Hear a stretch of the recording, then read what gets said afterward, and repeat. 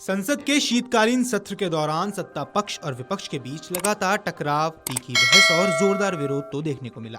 हंगामे भरे माहौल के बीच आज आखिरकार लोकसभा और राज्यसभा दोनों सदनों की कार्रवाई को अनिश्चित काल के लिए स्थगित कर दिया गया। सत्र के औपचारिक समापन के बाद संसद परिसर से एक तस्वीर भी सामने आई जिसने राजनीतिक गलियारों में खासा ध्यान खींच दिया। ये तस्वीर लोकसभा अध्यक्ष ओम बिरला के कक्ष की है, जहां सत्ता पक्ष और विपक्ष के कई बड़े नेता एक साथ बैठे हुए नजर आ रहे हैं। इस वीडियो में प्रधानमंत्री मोदी, रक्षा मंत्री राजनाथ सिंह और कांग्रेस की वरिष्ठ नेता प्रियंका गांधी वाड्रा एक ही बैठक में नजर आ रही हैं। और खास बात यह है कि वायनाड से पहली बार सांसद बनी प्रियंका गांधी इस बैठक में न सिर्फ मौजूद थी बल्कि उन्हें बेहद अहम स्थान भी दिया गया। उनके अलावा समाजवादी पार्टी से धर्मेंद्र यादव, एनसीपी से सुप्रिया सुले और सीपीआई से डी राजा भी इस बैठक का हिस्सा बने हैं। यह दृश्य अपने आप में असामान्य माना जा रहा है क्योंकि हाल ही के सत्रों में सत्ता और विपक्ष के बीच संवाद की कमी साफ नजर आई। इस बैठक की सबसे ज्यादा चर्चा प्रियंका गांधी की मौजूदगी को लेकर हो रही है। इसकी बड़ी वजह यह है कि इससे पहले मॉनसून सत्र के समापन पर आयोजित इसी तरह की चाय बैठक या चाय पार्टी का कांग्रेस समेत पूरे विपक्ष ने बहिष्कार किया था। उस वक्त राहुल गांधी भी इस बैठक में शामिल नहीं हुए थे, लेकिन इस बार उनकी बहन प्रियंका गांधी न सिर्फ बैठक में पहुंची बल्कि पूरी बैठक के दौरान सक्रिय रूप से मौजूद रही। इसे कांग्रेस के रुख में आए संभवित बदलाव के तौर पर भी अब देखा जा रहा है।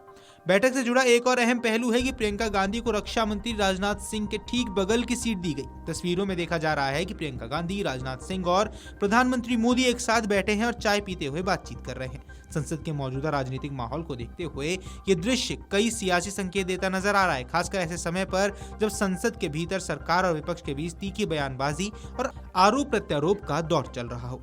आपको बता दें, लोकसभा अध्यक्ष ओम बिरला की ओर से हर सत्र के समापन पर सभी दलों के फ्लोर लीडर्स और वरिष्ठ सांसदों के लिए चाय बैठक आयोजित की जाती है, जिसका मकसद सदन के कामकाज में सहयोग के लिए सांसदों का धन्यवाद करना और अनौपचारिक माहौल में संवाद बनाए रखना होता है। ये परंपरा लंबे समय से चली आ रही है, लेकिन हाल ही के समय में विपक्ष और सरकार के बीच बढ़ते टकराव के कारण इन बैठकों का राजनीतिक महत्व और भी बढ़ गया है। गौरतलब है कि 21 अगस्त 2025 को मानसून सत्र के समापन के बाद भी लोकसभा स्पीकर ने ऐसी ही चाय बैठक रखी थी। हालांकि उस समय कांग्रेस समेत विपक्ष के किसी भी नेता ने इसमें शिरकत नहीं की थी।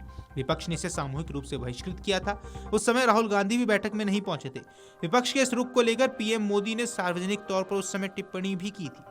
पीएम ने उस समय विपक्ष, खासकर कांग्रेस पर निशाना साधते हुए कहा था कि पार्टी में कोई युवा और प्रतिभाशाली नेता मौजूद है, लेकिन परिवार की असुरक्षा की वजह से उन्हें खुलकर बोलने का मौका नहीं मिलता।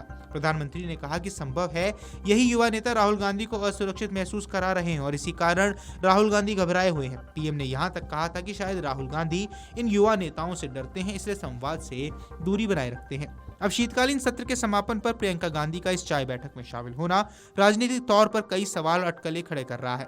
क्या यह कांग्रेस की ओर से संवाद की एक नई शुरुआत का संकेत है या फिर इसे सिर्फ संसदीय शिष्टाचार तक सीमित मानकर देखा जाना चाहिए? हालांकि कांग्रेस की ओर से इस पर कोई औपचारिक बयान अब तक नहीं आया है, लेकिन राजनीतिक विश्लेषक इसे सॉफ्ट सिग्नल के तौर पर जरूर देख रहे हैं।